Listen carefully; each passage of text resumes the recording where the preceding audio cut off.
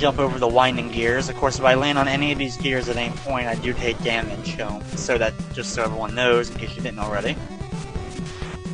And here we go, the beginning of the fun. Just having jumps with flamethrower guys at the top of them, and almost no way to hit them without landing on the same platform as them. Now, of course, if you're really good at the jumping, you can time it so you actually can end up hitting the flamethrower guy before you end up going up on the platform. Or you can also time it to manipulate that whole thing, like I said, where if you hit an enemy at the right point and then go through them, you end up not taking any damage from them. But here we go with the long gauntlet that is the harder part of the game, as I just accidentally fell in without making the jump. You actually can do that jump without falling in there. Take out this thing. And pull out my gun real quick and shoot him from across the way so I don't have to deal with him. Trying to get up here. I only have 2 more hits left, so I gotta be careful about taking any unnecessary risk. Jump across. Like I said, this is one of the hardest areas probably in 8-bit gaming that I really remember. As a kid, I used to almost get always to this part and end up dying as I'm trying to manipulate it and hit that guy before I came up here. Come over and up, and now I'm just going to continue up. Watch out for the little robot on the platform. And try to get up here. There we go. Okay, that part's taken care of. Now I'm going to spend time my jump to take out the flamethrowing guy. Grab a heart before reaching the end. Okay, here we go with the final boss battles. We have to deal with Shredder here first. And he ends up being pretty easy to take care of, because he just fires the big bullet at us. He also will do a random, super, anime style, Dragon Ball Z fighting thing at us. Lots of fast kicks and punches. But if you're ducking in front of it, you end up not getting hit by it. But as long as you stay on the left side here and just keep jumping and firing batarangs when you can, he ends up being a piece of cake. And definitely just the hardest part is just timing your jumps and not getting bored to death by doing the same thing until he's taken care of.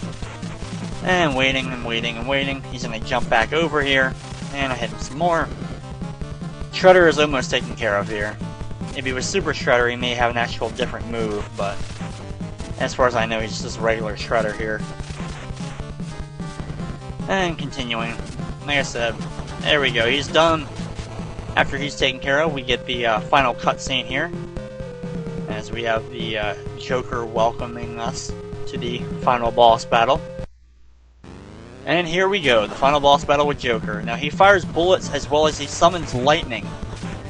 But the thing about it is, if you time it correctly, you can step in between the lightning, as well as when he runs past me, if I time my punches, he'll just run right through me and not do any damage. Like you've seen, I've been able to accomplish it a couple of times.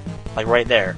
If you time it correctly, will not end up hitting you. It's really not too challenging once you've learned how to dodge the lightning and also learn to manipulate that whole punching thing. You also can jump over him when he runs by you, but I find just, keep charging him with punches and taking the little bit of damage that you end up taking is the best strategy to deal with him. Once you punch the Joker enough in the face, he ends up falling over done, and the game is complete. Here we go with the actual ending of the game. Batman finally gets to confront Joker for killing his parents and ending this whole, and actually beginning the whole Batman thing.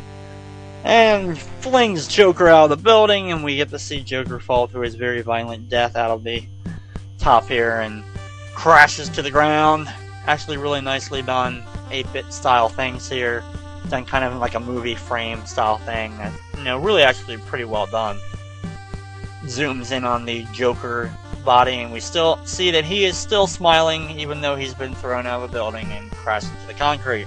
Because no matter what, he can never stop smiling. The smile fades away, and now here we go with the ending credits for Batman here on the NES. The great team over at Sunsoft and all the members of the Sunsoft team that got to work on these great games. So that is Batman on the NES. In a couple days I'll be starting Batman Return of the Joker, which is the sequel to this game, but of course is not based on any of the movies. It's just kind of whatever. Because actually in Japan, Batman Returns on the NES is called actually Batman 3. they just consider all 3 games like a trilogy of their own for the NES titles. So to really complete everything, it'd be best to just go ahead and do Batman Returns of the Joker, which is another great game. I don't think it's as good as this one because they changed some of the elements and stuff with the game, but it's still a great game, and we'll get into that when I go ahead and do my playthrough of Return of the Joker. But this is going to wrap up Batman on the NES, one of my all-time favorite games. I'd like to thank you for watching, and of course, I hope you enjoyed.